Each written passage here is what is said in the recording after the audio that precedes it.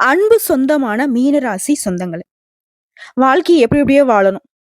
ஆனா கரெக்ட்டா வாழணும். எல்லாருக்கும் மரியாதை குடுக்குறீங்க. எல்லாருடைய உணர்ச்சிக்கும் மதிப்பு குடுக்குறீங்க. உங்கள புரிஞ்சுக்கிறாங்களோ, புரிஞ்சுக்கலையோ, அவங்கள நீங்க புரிஞ்சுக்க ட்ரை பண்றீங்க.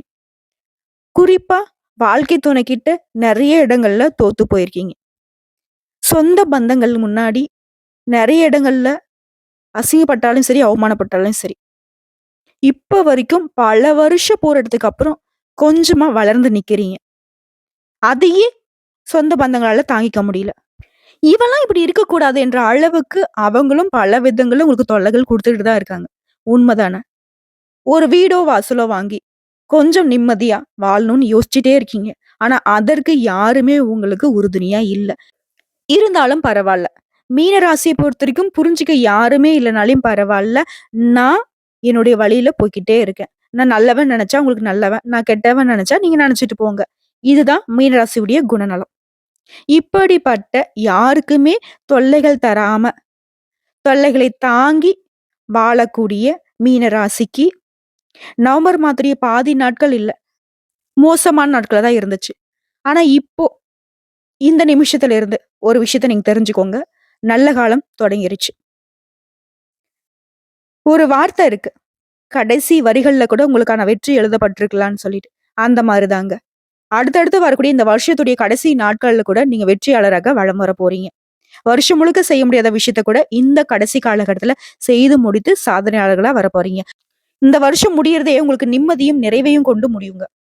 அது எப்படி? சில கிரகங்களுடைய மாற்றத்தின் காரணமா சில யோகமான காலகட்டம் உருவாகி இருக்கு. அந்த யோகம் என்ன? எந்தெந்த கிரகங்கள் எங்கெங்க உட்கார்ந்திருக்காங்க? அவங்களுடைய குணாதிசயங்கள பொறுத்து மீன ராசிக்கு எந்த மாதிரியான பலன்கள் தெளிவா பார்க்கலாமா? திருக்கணித பஞ்சாங்கத்தின்படி நல்லதும், கெட்டதும் உங்களுக்கு நவகிரகங்களுடைய அமைப்பினால தாங்க நாங்க சொல்றோம். அப்படி பார்க்கிறப்போ சூரிய பகவான் நவகிரகங்களின் முதல்வன்னு சொல்லக்கூடிய சூரிய பகவான் துலாம் ராசியிலிருந்து விருச்சிக ராசிக்கு மாறி இருக்காரு. ஆல்ரெடி விருச்சிக ராசியில புதன் பகவான் கூட்டணியில இருக்காரு. இதை பொறுத்தும் புதாதித்ய ராஜயோகம் உருவாகி இருக்கு. அடுத்ததா சனி பகவான். சனி பகவான் இத்தனை நாளா வக்ரகத்தில இருந்து வக்ர நிவர்த்தி ஆகியிருக்காரு. தன்னோட சொந்த ராசியிலேயே அது கும்ப ராசியிலேயே வக்ர நிவர்த்தி அடைஞ்சிருக்கிறதுனால சஷயோகம் ஏற்பட்டிருக்கு. இந்த 2 யோகம் தான் உங்களுக்கு நல்ல காலத்தை ஆரம்பிச்சு வச்சிருக்கு. அடுத்ததா மத்த கிரகங்கள் எங்கெங்க இருக்காங்கன்னா, சூரிய பகவான் விருச்சிக ராசியிலும், செவ்வாய் பகவான் கடக ராசியிலும், புதன் பகவானும் விருச்சிக ராசியில சூரியன் கூட தான் கூட்டணியில நிக்கிறாரு. ரிஷப ராசியில குரு பகவானும், சுக்கிர பகவான் தனுசு ராசியிலும் நிக்கிறாங்க. சனி பகவான் கும்பத்திலும், மீன ராசியில ராகு பகவானும், கன்னி ராசியில கேது பகவானும் இருக்காங்க. இத அடிப்படையா வச்சுதான் உங்களுக்கான பலன்கள் அமைஞ்சிருக்கு. பார்வையால பலன்களை அள்ளித் தரக்கூடிய குரு பகவானை அதிபதியா கொண்ட மீன ராசிக்காரங்களே. குரு பார்க்க கோடி நன்மைதான். ஆனா அவரு எனக்கு அதிபதியா இருந்து என்னங்க பிரயோஜனம்? நெறைய கஷ்டம் தான் பட்டுட்டு இருக்கேன். இருந்தாலும் ஏதாவது ஒரு விதத்துல மத்தவங்க என்ன வீழ்த்தணும்னு நெனச்சாலும் வீழ்த்த முடியாத இடத்துல தான் நிக்கிறேன். ஒத்துக்கிறீங்களா? அந்த விஷயம் உண்மதானே. அந்த ஒரு பாயிண்ட்ல கூட நீங்க வெற்றியாளரா இருக்கீங்க. அவங்க எவ்ளோ தொல்லைகள் குடுத்தாலும், நீங்க அவங்க நெனச்சாலும் தொட முடியாத இடத்துல தான் நிக்கிறீங்க. இது உண்மதானே. உங்கள பொறுத்தவரைக்கும், இப்போ உங்க ராசியில சூரிய பகவான் 9ஆம் வீட்ல அமர்ந்திருக்காரு.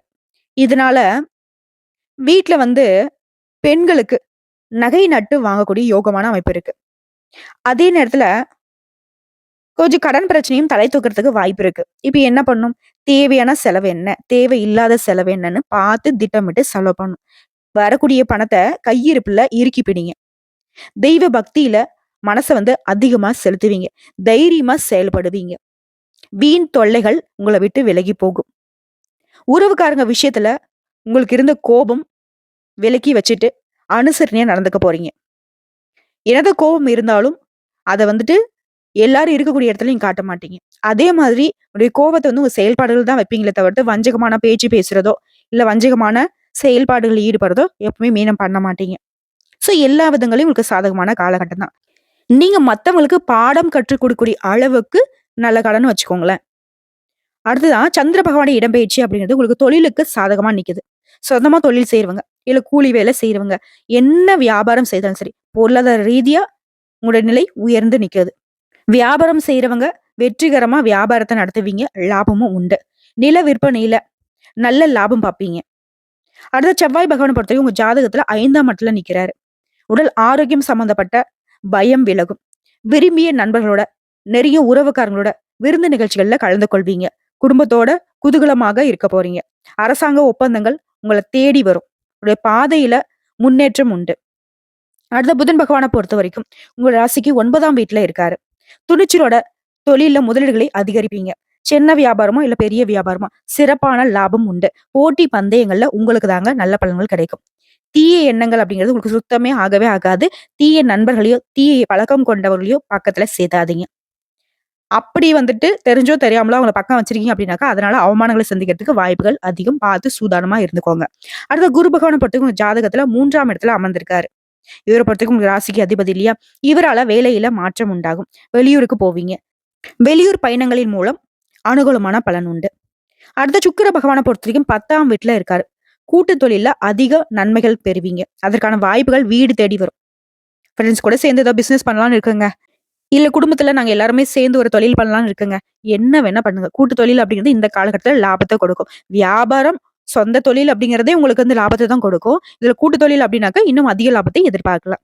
அதற்கான வாய்ப்பு அப்படிங்கிறது வீடு தேடி வரும்னே சொல்லிட்டேன். வரக்கூடிய வாய்ப்பு மட்டும் கரெக்ட்டா பயன்படுத்தினா போதும். மீன ராசி அப்படிங்கிறது மீண்டு வரக்கூடிய ராசியா மாறிடுவீங்க. அதாவது சனி பகவான பொறுத்தவரைக்கும் ராசிக்கு 12ஆம் இடத்துல இருக்காரு. இவரால ஏதாவது சிக்கல் வருமோ அப்படின்னு நீங்க நினைச்சீங்கன்னாக்கா அது கிடையாது. இவரால உங்களுக்கு நல்லதே நடக்க போகுது. நீங்க எத நினைச்சு பயந்தீங்களோ, அது உங்களுக்கு சாதகமா நடக்கும். எத நினைச்சு கவலைப்பட்டீங்களோ, அது வந்துட்டு சந்தோஷத்த குடுத்துட்டு போகும். ஆக மொத்தத்துல சனி பகவானுடைய அமைப்புங்கிறது உங்களுக்கு சாதகமா இருக்கு. அடுத்து ராகு பகவான் உங்க ராசிக்கு 1ஆம் இடத்துல இருக்காரு. பாம்பு கர்கன்னு பயப்படாதீங்க. திருமண தடையே கூட நீக்குறாரு.